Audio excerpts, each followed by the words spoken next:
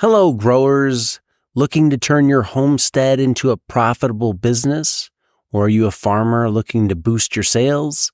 Check out my book, Sell Everything You Grow. This book is the ultimate guide to choosing the right farm business model that fits your farm, time, and location. Discover which model has the highest profit margins and why diversification is so important. Whether you're selling apples, vegetables, or microgreens, Sell Everything You Grow will help you find your first market or expand into new ones. Get Sell Everything You Grow on Amazon and start selling more today. Gave me was that in the spring, lots of people plant their own lettuce and they plant their own garden. But after a couple of months, everything's gone to seed and they haven't replanted.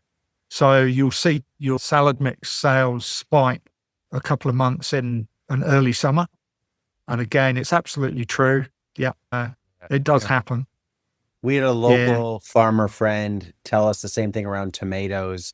He tries to grow his tomatoes early before gardeners have them, because once home gardeners have them, he saw sales go the opposite way and just fall off the cliff. So he's trying to get them in early, let the gardeners grow them for the 2 months in general when most people have them in our area. He doesn't grow, and then he tries to retime production for the fall, our fall.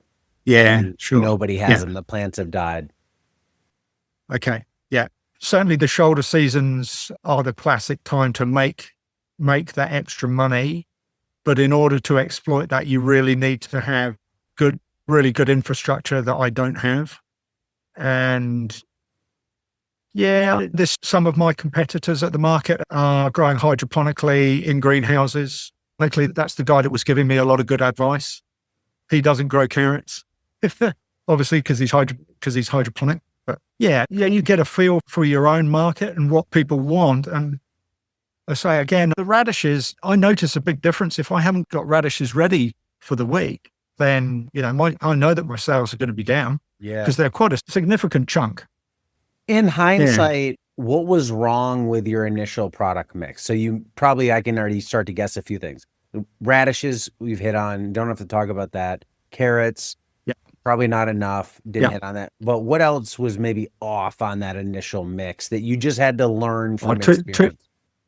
Too much salad mix for a start. I was certainly coming away with, I didn't do it too many weeks, but just getting the balance right. I think 1 week I came away with 10 or 15 bags of salad mix left over, and I've got no opportunity to resell those. So they went in the compost.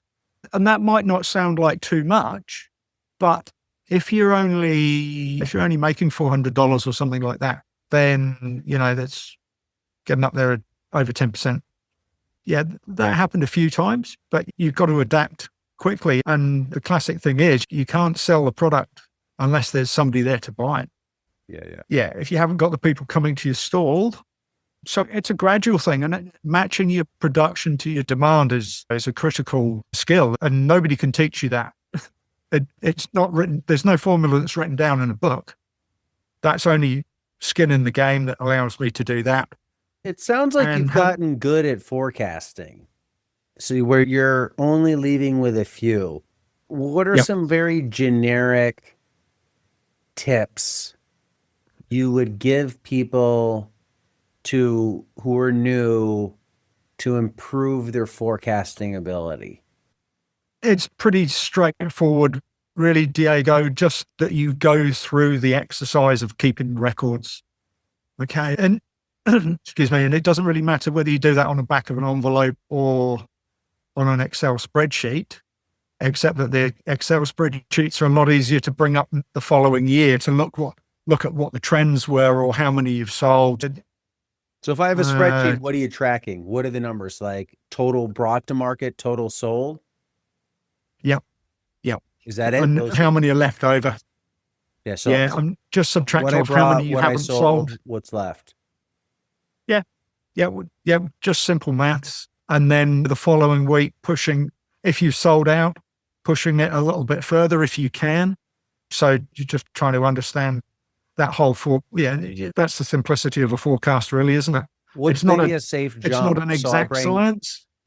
what do you think is a safe jump? Let's say I bring, just for math's sake, 100 units, I sell out early. What would you bring the following week? Would it be like 110, 120, a 10% bump? How much would you bump that up? Yeah, probably 10%.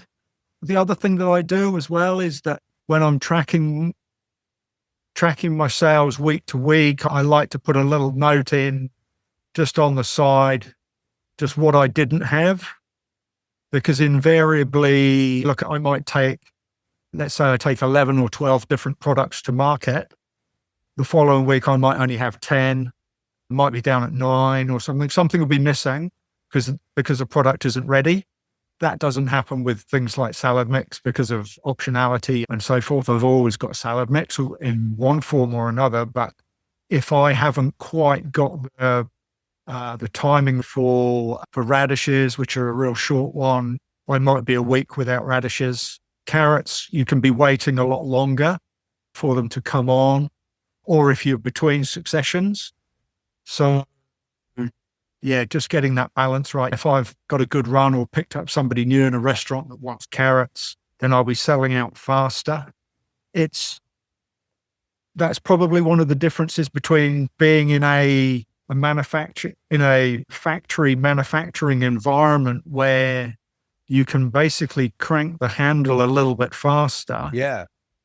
And order more stuff, bring in more labor to make things happen quicker to increase your productivity. Yeah, that's a little bit more tricky and delayed. Yeah. I like the point you can't made just about, pick up the phone and just order it in unless you're aggregating. I like the point you made about what didn't I bring, because I think that's really important, because you could look at week to week sales, let's say over the winter for your previous season. You'd be like, man, my third week of March sales were really low. You could blame that on the market, but then you look at the note and you're like, oh, I didn't have radishes at all. Normally that's a $200 product.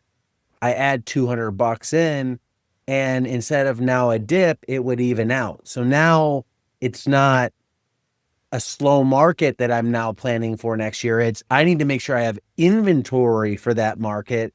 Yep. So these records help you identify a problem and which one to solve, so you're not trying to solve the wrong thing, and you're never going to remember if you don't write it down. 100%. Yeah. Today's episode is brought to you by Modern Grower. Let's face it, seeding in the nursery is tedious and time-consuming. Turn the drudgery into efficiency with the time and labor-saving Quick Click Seeder by Modern Grower.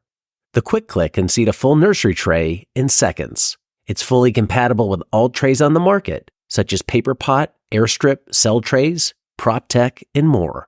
The Quick Click can also be used for microgreens. Cut your time spent seeding by 75% with a Quick Click Seeder available at shop.moderngrower.co.